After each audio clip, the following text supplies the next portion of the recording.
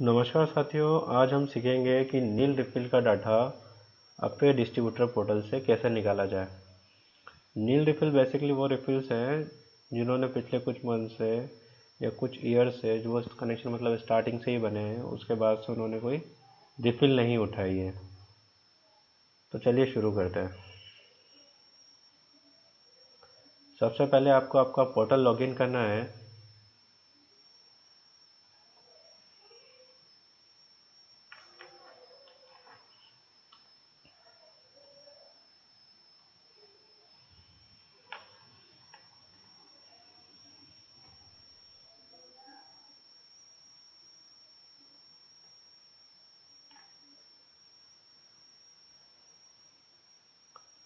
ठीक है, अब जैसे पोर्टल हम लॉगिन करेंगे, लॉगिन करने के बाद हमें क्या करना है, माय एप्लीकेशन में देखिए यहाँ पर एलपीजी नेक्स्ट ऑप्शन है, आपको वहाँ जाना है।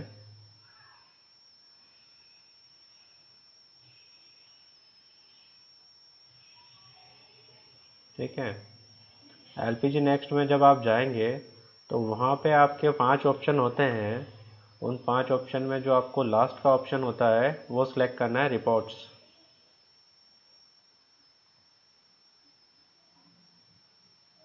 रिपोर्ट्स में जाने के बाद में आप देखेंगे हमारे पास में एक ऑप्शन और आता है, व्यू अदर रिपोर्ट्स। तो चलिए हम इसमें जाते हैं।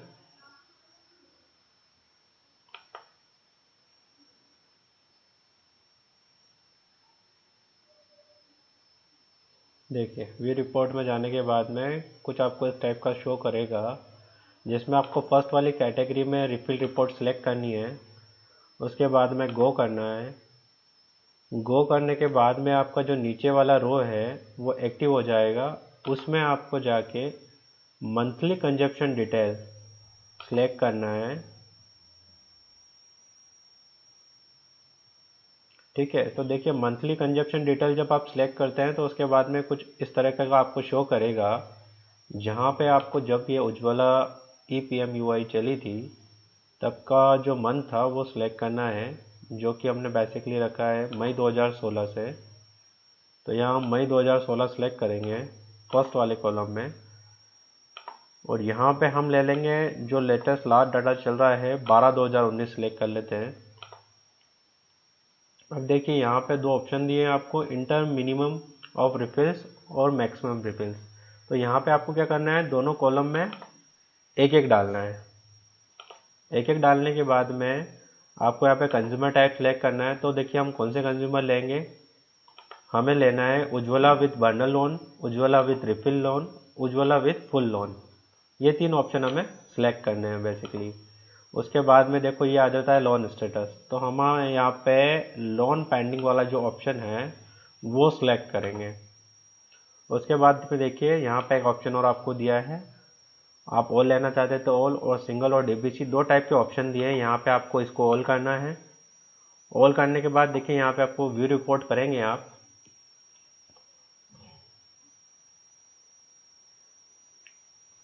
व्यू रिपोर्ट के बाद में जो डाटा आपके सामने आता है,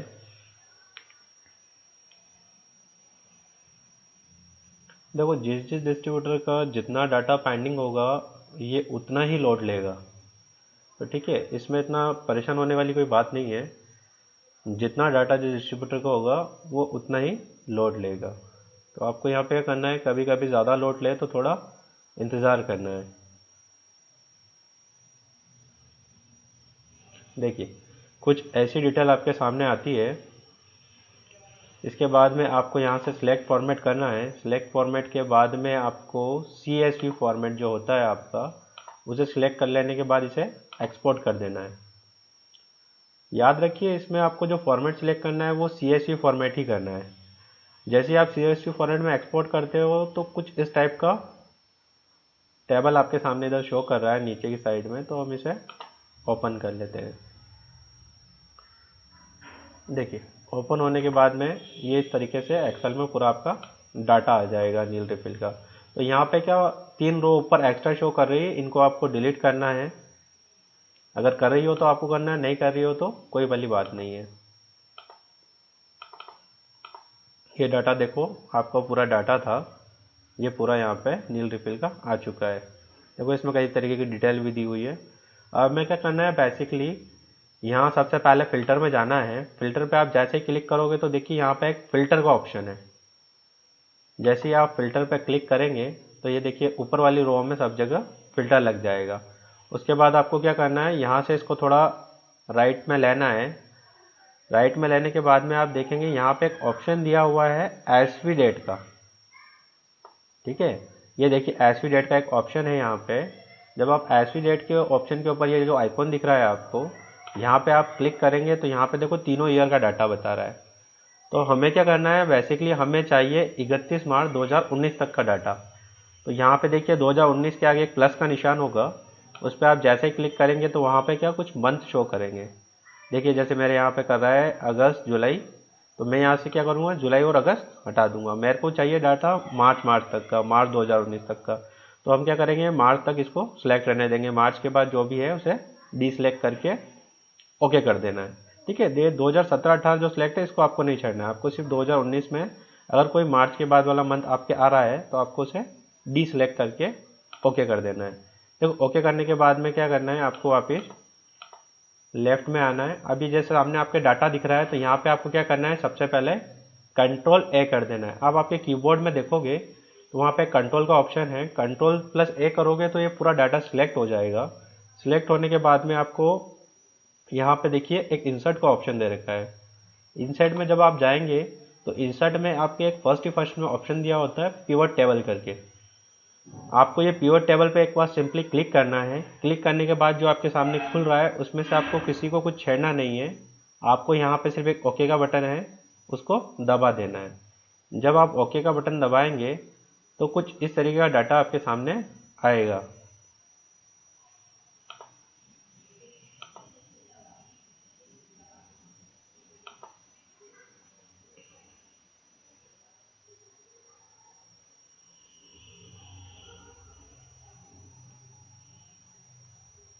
हम इंसर्ट में जाएंगे,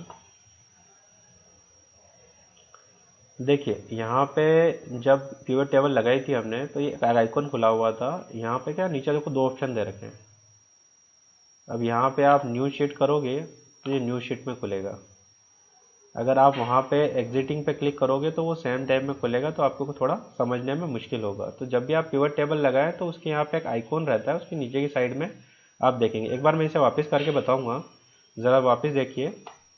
इस शीट को हम डिलीट कर देते हैं जो कि अभी खुली हुई है। ये देखिए जो डाटा था, जैसा कि मैंने बताया था आपको, कंट्रोल ए करेंगे आप। कंट्रोल ए करने के बाद में जब आप इंसर्ट में जाएंगे तो इंसर्ट में जाने के बाद में ये पिवट टेबल यहाँ पे मिलेगा। जब आप इस पर क्लिक करते हैं तो यहाँ देखिए ये यहाँ पे दो ऑप्शन आ रहे हैं, एक न्यू वर्कशीट आ रहा है, एग्जिटिंग आ रहा है।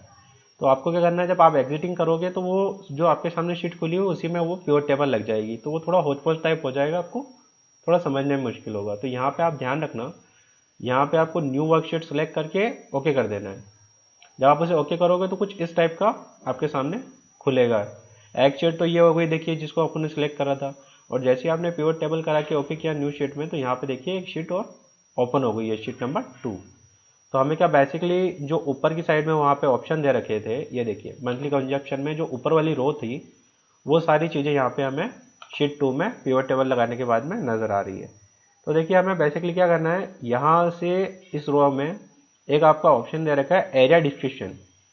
ज़रा ध्यान से देखिए, यहाँ पे एक एरिया डिस्क्रिप्शन के नाम का ऑप्शन है, जिसको आपको उठा के रो लेबल्स जो है वहाँ पे रख देना है। देखो जब जब आप एरिया डिस्क्रिप्शन वाला जो ऑप्शन है उसे उठा के रो टेबल में रखते हैं तो यहाँ इस टाइप का कुछ एक आपके जो एरिया बने हुए हैं डिस्ट्रीब्यूटर पे, आपने जो एरिया बना रखे हैं वो सारे के सारे यहाँ पे आपको दिख रहे हैं। अब आपको क्या करना है, एक तो आपने एरिया डिस्क्रिप्शन लेके रो टेबल में डाल दिया। अब आपको क्या करना है, यहाँ पे कंज्यूमर नेम करके दो रो दे रखे हैं, कंज्यूमर नेम है और कंज्यूमर नंबर है। इसमें से आपको कंज्यूमर नेम वाला जो ऑप्शन है, ये देखिए कंज्यूमर नंबर वाला, कंज्यूमर नंबर के जो नीचे है कंज्यूमर नेम, इसको आपको यहाँ से सिलेक्ट करके वैल्यू में डालना है। जब आप वैल्यू में डालेंगे इसे तो देखिए यहाँ पे आपको आपके जो एरिया थे डिस्ट्रीब्यूटर पोर्टल में वो आपको दिखाई दे रहे हैं। उस एरिया के अंदर के आगे जो नंबर्स दिखाई दे रहे हैं, इट मीन्स ये है कि आपके इन एरियो में इतनी इतनी रिफिल जो है वो पेंडिंग पड़ी है। ये वो रिफिल्स है जो नील रिफिल्स है, जिन्होंने सिलेंडर नहीं उठाए हैं एचपी बनने के बाद में। ठीक है, अब हम देखेंगे जैसे ही ये कंज्यूमर की आगे जो हमें डाटा दिख रहा है, जैसे यहाँ पे मेरे सामने सारा आ गया है कि मेरे एरिया में किस किस एरिया में कितनी कितनी रिफिल पेंडिंग है। देखिए अब इसमें आपको क्या करना है, जैसे मैंने ये देखिए आपके बाड़ी एक एरिया कोड डिस्क्रिप्शन है यहाँ पे, जिसमें 14 सिलेंडर जो है पेंडिंग बता रहा है, 14 रिफिल्स है वो पेंडिंग बता रहा है। तो हमें क्या करना है, बेसिकली जो नंबर्स है उनके ऊपर आप जब ऐसे क्लिक करोगे तो यहाँ पे आपको डबल क्लिक जैसे आप करोगे तो डबल क्लिक करने के बाद में एक नई शीट खुलेगी। देखिए यहाँ पे एक शीट खुली है, शीट नंबर 3। तो इसमें आपको क्या मिल जाता है, देखो वो 16 कंज्यूमर जो पेंडिंग आ रहे हैं, जिनकी रिफिल्स पेंडिंग आ रही है, उन कंज्यूमर्स की आपको डिटेल मिल जाती है। देखो डिटेल में आपको क्या मिल रहा है, यहाँ पे कंज्यूमर नंबर आ गया, उसका नाम आ गया, राशन कार्ड नंबर है, उसके एड्रेस मिल जाएगा आपको, उसका एरिया कोड मिल जाएगा। ठीक है, तो यहाँ पे आप देखोगे यहाँ उसके मोबाइल नंबर तक आपको अवेलेबल है। तो आपको क्या करना है, इन कस्टमर्स को कॉल करना है, कॉल करके इनसे पूछना है कि ये सिलेंडर क्यों नहीं ले रहे हैं, इनको सिलेंडर के लिए बोलना है, इनको बुलाना है, बुकिंग करवानी है और इनकी रिफिल्स डन करवानी है। ये वो कंज्यूमर हैं जो सिलेंडर नहीं लेते हैं, जो सिलेंडर नहीं लेते हैं साल साल तक, पर उनकी क्या नील रिफिल पेंडिंग आती है। तो ये आपके वो कस्टमर्स हैं जो आपके कस्टमर्स तो हैं, पर उन कस्टमर्स के होने का कोई बेनिफिट आपको एक्चुअल में कुछ नहीं मिल रहा है। वो सिर्फ एक नंबर ऑफ शो करने के लिए आपके डिस्ट्रीब्यूटर पे वो कस्टमर शो कर रहे हैं, बट जो उनकी वैल्यू है, उनकी जो रिफिल वैल्यू है, एक कस्टमर की रिफिल वैल्यू एक डिस्ट्रीब्यूटर से अच्छा कोई नहीं जानता है। तो यही वो आपके कस्टमर है जो आपको रिफिल सेल में आगे प्रोग्रेस दिलाने वाले हैं, यही वो कस्टमर्स हैं जो आपकी रिफिल सेल बढ़ाने वाले हैं। और रिफिल सेल का बढ़ना डिस्ट्रीब्यूटर के लिए क्या मायने रखता है, ये एक डिस्ट्रीब्यूटर से ज़्यादा कोई नहीं जानता है। तो देखिए आज ये इस पूरे के पूरे पोर्टल में यहाँ पे देखो जितने भी एरिया डिस्क्रिप्शन कोड है इन सब में आ गई है हमारे पास में डाटा आ गया है। डाटा आप नीचे देखेंगे तो एक कैलकुलेट होके आ रहा है 433, इसमें से किस किस एरिया में कितनी नील रिफिल्स है वो आ रही है। उनके ऊपर आप जब डबल टैप करोगे तो देखो उनकी डिटेल्स आ रही है। ये देखो शीट नंबर 4 खुल गया है, यहाँ से इसको हम वापस डिलीट कर देते हैं। ठीक है, अब ये जैसे जैसे आप इन पर क्लिक करते रहेंगे आपको डाटा दिखता रहेगा। तो ये आप देख सकते हैं भैया, इसकी एक एक्सेल बनेगी। एक्सेल बनाने के बाद में आपको ये देखना है आपके कितने एरिया में कितनी रिफिल्स पेंडिंग है, उनका डाटा निकालिए, उन कस्टमर्स को टच कीजिए, कॉल कीजिए, उनको पूछिए कि वो सिलेंडर क्यों नहीं ले रहे हैं, उनकी नील रिफिल्स होना आपके लिए बहुत हानिकारक है। तो ये चीज़ आपको करनी है। अगर इससे रिलेटेड में आपको कुछ समझ में नहीं आया हो इस वीडियो में, तो ये मेरे नंबर है, इन पे आप कांटेक्ट कर सकते हैं।